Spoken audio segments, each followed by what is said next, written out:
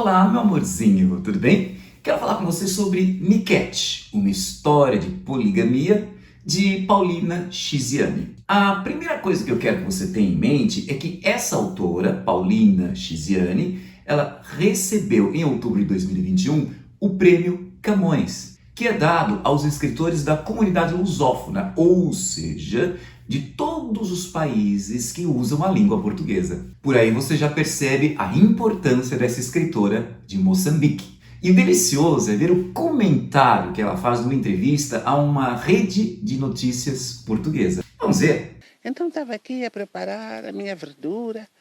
De repente alguém me liga. Devia ser 16 ou 17. Paulina, provavelmente serás eu. Eu? Por quê? Não fiz nada, não me lembro. Eu nem sequer me lembrava de que existia o Prêmio Camões, desde esses tempos de Covid, em que nós estamos todos confinados em casa. Eu estava muito tranquila na minha vida camponesa, muito bem. Então, recebo a notícia. Só sei dizer que a verdura que eu normalmente faço com aquele gosto, com aquele prazer, aquele requinte, porque sou eu mesma que vou comer, acabou queimada, nem cheguei de provar, nem sei que sabor deve ter, porque fiquei assim meio transtornada. Deus, o que é que está acontecendo? Mas ok, de toda forma, foi uma informação feliz. Este prêmio me apanhou chonada, desculpa ela. Chonado é aquele que não tem dinheiro no bolso. Apanhou-me raspada, pronto. Então, eu não estou em condições de festejar. Ainda preciso de comprar champanhe quando o dinheiro chegar. Gente, não dá vontade de abraçar essa mulher? Que nhó! É engraçada a maneira bem pitoresca que ela fala sobre o que aconteceu com os legumes no momento em que ela recebe a notícia da premiação. Ou então, eu achei mais assim, gostoso ver a naturalidade, a simplicidade com que ela confessa que está sem dinheiro, então ela vai esperar receber o prêmio para comemorar com champanhe. Mas o que precisamos saber deste livro? A primeira coisa que me chama a atenção é ver como a narrativa ela é muito bem montada. A Paulina Chiziane ela consegue contar uma história que prenda a nossa atenção. Ainda mais com seu estilo rocambolesco, né? Porque cada capítulo tem sempre uma complicação, cada capítulo tem sempre uma novidade, cada capítulo tem sempre um plot twist. É por isso que muitas vezes Paulina Chiziane se apresenta como uma verdadeira contadora de histórias, mais do que uma romancista. Mas a gente percebe aqui que ela é muito mais do que uma contadora de histórias, o que por si só é uma coisa super legal. Mas ela é uma excelente romancista. Em Niket, você vê, por exemplo, uma coleta que a autora faz dos costumes de Moçambique. Eu adorei, por exemplo, ver como no norte de Moçambique a mulher é muito bem tratada pelo seu homem. Como uma deusa, você me mantém. Exato, como uma deusa. Por isso esse homem trabalha tanto para vê-la perfumada, cheia de joias, bem vestida, com o cabelo bem paramentado. Aí o homem do sul de Moçambique diz que esse cara do norte é gado. Você é besta, rapaz. Fala-se também da Niket, uma dança em que a mulher seduz o seu homem. Mas há também outros relatos pesados, como aqueles que se referem ao machismo, a um patriarcalismo violento, em que a mulher é menosprezada, vista apenas como um objeto, uma posse do homem. E nisso o que mais me chamou a atenção é essa história da moela da galinha, vista como sagrada, devendo, portanto, ser entregue ao homem. Lembra da história da tia, da protagonista, que havia feito uma moela para o seu marido, mas ela se distraiu e o gato comeu. O marido ficou tão irritado com isso que espancou a coitada e ainda mandou voltar para a casa da mãe, porque ele entendeu que esse desleixo com a moela era um sinal de que ela não tinha recebido uma educação adequada. E a coitada se viu então obrigada a andar no meio da noite de volta para a casa da mãe, que ficava a mais do que 10 quilômetros de distância. Mas não conseguiu chegar na casa da mãe, porque no meio do caminho ela foi comida por um leopardo. E tudo isso por causa de uma moela de galinha. Por aí você vê como a situação da mulher é muito difícil nessa sociedade moçambicana.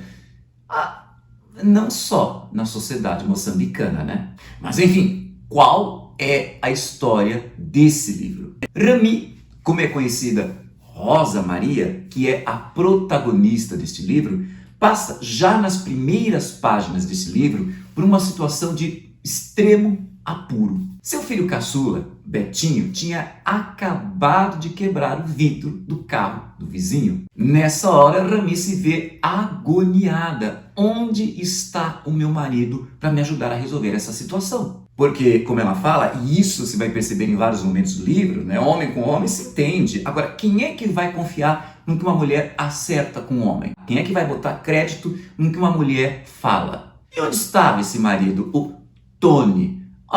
Fazia dias que ele não aparecia em casa. E esses sumiços, de tão constantes, já estavam se tornando normalizados. Mas aí, conversando com as vizinhas que vinham ajudá-la e também fofocar, ela acaba descobrindo que seu marido estava com outra. Então, é agora que realmente começa a história, né? Uma verdadeira peregrinação, porque a Rami, ela quer entender por que ele me abandonou. Então, o que Rami vai fazer? Olha que incrível!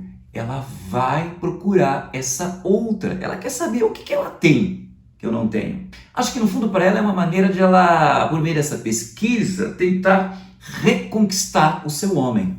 O pior é que quando ela vai conversar com essa outra, a Julieta, a coisa até começa pacífica, mas depois as duas se desentendem e viram um verdadeiro UFC, um forró-bodó de cuia, uma pancadaria, uma vergonha. Para no fim, a coitada da Rami, depois de toda espancada, né, toda machucada, a Julieta fica com dó e resolve cuidar dela. Na briga, até sem roupa a Rami ficou.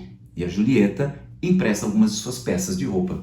E no fim, quando as duas se acalmam, ficam conversando, a Rami descobre que a Julieta também foi largada, tá? Nessa situação de cadê meu homem? É aí que a Rami descobre que o Tony já tem outra, é uma terceira, que é Luísa. E ela vai atrás dessa Luísa também para saber o que ela tem que eu não tenho. E de novo, né, a conversa vai terminar em quê? Em pancadaria, em UFC, em forró-bodó de cuia. Gente, parece casos de família. Não que eu assista. Acabam até sendo presas por perturbação da ordem. Mas o interessante é que lá na prisão, as duas, no meio de uma situação que não é a delas, né, um ambiente adverso, elas se juntam, elas se aproximam, uma segura a mão na outra, né, e naquela ideia de que vamos nos proteger juntas. Quer dizer, alguma mensagem do livro já está aparecendo aqui. No final, a Rami dá uma certa carteirada na delegacia, porque ela lembra que é esposa do chefe de polícia. E por isso ela consegue a sua soltura e a soltura também da Luísa. Ainda assim, ela é obrigada a ouvir a bronca do policial que diz, olha, vocês duas parem de provocar vergonha a um homem tão honrado que é o senhor Antônio. Ah, tá. Então ele tem 3 mulheres e elas é que são motivo de vergonha? Para você ver como o peso cai sempre em cima da mulher. Enfim, Rami decide conhecer cada uma das mulheres do Tony. Vamos lá.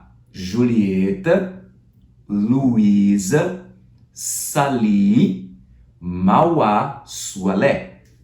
Todas vítimas do mesmo homem. Todas vítimas do mesmo abuso. E muita coisa acontece enquanto isso, né? Porque o livro é rocambolesco. Rami vai procurar uma conselheira amorosa, vai também procurar um feiticeiro. Ixi, tanta coisa. Olha, leia que você vai se divertir com o que acontece aqui. Só te antecipo que é tanta confusão, é tanto plot twist, que surpreendentemente, uma hora essas mulheres se unem, gerando o que está na moda agora falar, sororidade. sororidade.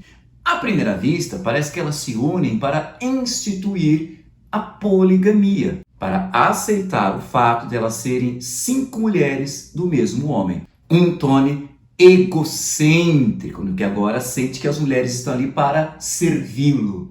E poligamia, você sabe o que é, né? É o homem ter mais de uma mulher. Um costume de Moçambique que o cristianismo tentou abolir, mas que de maneira velada ainda estava bastante vivo naquela sociedade. É aquela coisa, todo mundo sabe que não pode, mas todo mundo sabe que tem gente que ainda faz e todo mundo faz de conta que não vê.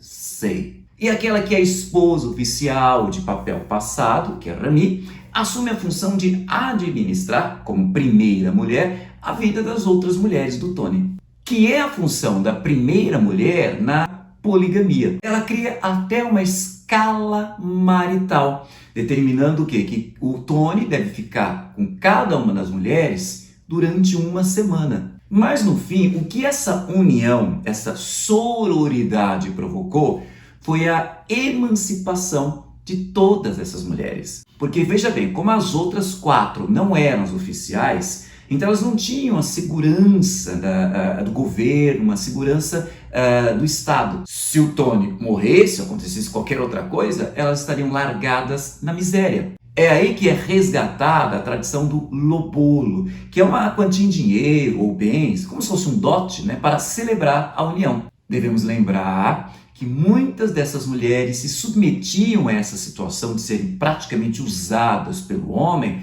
porque era a única forma delas escaparem da miséria. Era a única maneira delas conseguirem um sustento. E o Tony, como chefe de polícia, tinha um bom salário, o que lhe permitia ter mais de 1, 2, 3, como no caso aqui, 5 mulheres.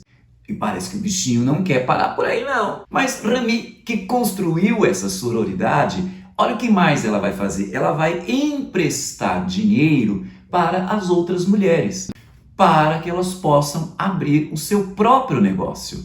Assim, graças ao seu próprio trabalho, cada uma delas, com seu dinheirinho, se ergue como pessoa e passa a tomar conta de sua própria vida. E olha que engraçado, no final, elas acabam ficando sem tempo para dar atenção ao Tony. Como eu disse, havia uma escala marital em que cada uma delas iria ficar com o Tony durante uma semana em sua casa. Mas elas estão tão preocupadas com seu próprio negócio que, por exemplo, quando ele chega na casa de cada uma delas, elas não têm tempo, de tão preocupadas que elas estão com seus próprios negócios, elas não têm tempo de quê? De tirar o sapato dele e massagear os pezinhos dele. No final, esse Tony, que não está mais conseguindo dar conta do recado, vai perdendo o controle do seu harém, porque essas mulheres juntas se tornam assustadoramente poderosas. Você precisa ler aqui, porque é cada uma que elas aprontam com esse homem, esse macho alfa, esse hétero top, que a reação dele é o quê? É fugir, é correr pra mamãe. E no final, cada uma encontra um homem muito melhor do que o Tony. Até Rami teve outras experiências, justo aquela que era mais preocupada em retomar o Tony. Lembra a experiência que ela teve com Vitor, o amante de Luísa. E aqui eu destaco 2 coisas interessantes. A primeira é como o ato sexual, como o erotismo descrito por uma mulher é muito diferente do erotismo, do ato sexual descrito por um homem. Eu achei... é de uma beleza que... Leia. E outra coisa, a Rami fez sexo com o amante da Luísa. Pera lá, Luísa, ela tá, aspas, casada com Tony e ainda assim tem um amante?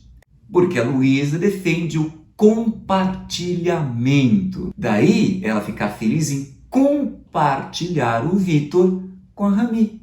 E quando no final a Luísa se une ao Vitor, ela quer o quê? Ela lembra que a esposa oficial tem sempre o peso das obrigações e a amante é que fica com prazer. Por isso, ela quer que a Rami, que esse tempo todo só teve o peso e o desgosto de ser a oficial, seja a outra do Vitor, seja a amante do Vitor, seja aquela que vai desfrutar dos prazeres de ser a outra. Porque para Luísa, um copo d'água e um homem não se nega a ninguém. Ah, você conhece essa frase de uma outra forma, né? Eu também. E vou falar. Professor, você vai falar aquela frase? Vou sim, vou falar. Eu não tenho medo de nada. De nada. Vou falar. Um copo d'água e uma senha de Wi-Fi não se negam a ninguém. Ué, não era essa a frase? Mas aí acontece uma coisa muito chata. Um cara foi atropelado por um caminhão e todo mundo diz, na família do Tony, que é o Tony. Mas a Rami não reconhece o cadáver. Ela vai olhar e percebe que não tem uma cicatriz na nuca que é resultado de uma garrafada que ela deu na cabeça do marido. Mas quem é que dá voz a uma mulher? Então nota-se uma pressa estranha na família do Tony em declarar a morte dele. Ainda mais porque o desgraçado tinha sumido. Rami é submetido a um ritual chamado Kuchinga. Eu acho que até foi uma vingança, né, dessa coisa tão revolucionária que a Rami andou provocando na família. Então ela é submetida ao Kuchinga, em que ela perde os seus bens, ela tem o seu cabelo, quer dizer, a sua beleza afetada, ela tem o seu cabelo raspado, o corpo é escarificado e ela é obrigada a fazer amor com um dos seus cunhados. Mas até que ela gostou, porque foi um momento também de beleza do ato sexual. É aquela coisa do sexo sendo narrado pela perspectiva feminina. Leia, por favor. É muito lindo. Mas no fundo, você entende como a mulher é desrespeitada nessa sociedade? Agora, sabe o que é pior? O Tony não tinha morrido, lógico. Ele tinha fugido para Paris com uma outra mulher, Gabi, em que ele ficou lá, curtindo a sua lua de mel. Que safado! Mas, como bem diz a minha mãe, aqui se faz, aqui se paga. Todo esse processo de humilhação, na verdade, foi ressignificado pela Rami. Foi uma forma de ela se libertar desse marido. E o Tony, esse modelo de homem de bem, né, o macho alfa, o hétero top, o homem respeitado pela sociedade, agora está completamente derrotado. Inclusive em sua masculinidade. As mulheres o abandonaram, a sua primeira esposa fez sexo com o cunhado, machistas não passarão. Mas sabe o que é pior? A cereja do bolo, Rami está grávida e não é do Tony. Olha como a masculinidade frágil desse Tony foi terrivelmente ferida. E eu percebi agora que eu fiz um monte de spoiler, né? Mas nada se compara à emoção de ler realmente, entrar em contato com esse livro. Vale a pena. Vai, lê logo esse livro. Enfim, esses são os elementos mínimos que eu queria que você tivesse em mente em relação a Niket, uma história de poligamia de Paulina Chiziane. Espero que minhas observações tenham sido úteis. Se você gostou, curte aí, deixe seu comentário. E, como bem dizia a nossa querida Luísa, né? Compartilhe. Compartilhar é bom, né? Ela compartilha o homem, né? Eu quero aqui compartilhar os meus conhecimentos. Então, compartilhe esse vídeo em suas redes sociais. Porque conhecimento mesmo é para isso. É para ser compartilhado. E não se esqueça de se inscrever em nosso canal e de ativar o sininho para ficar sempre sabendo de nossas novidades. Um beijo niquético e até o nosso próximo encontro.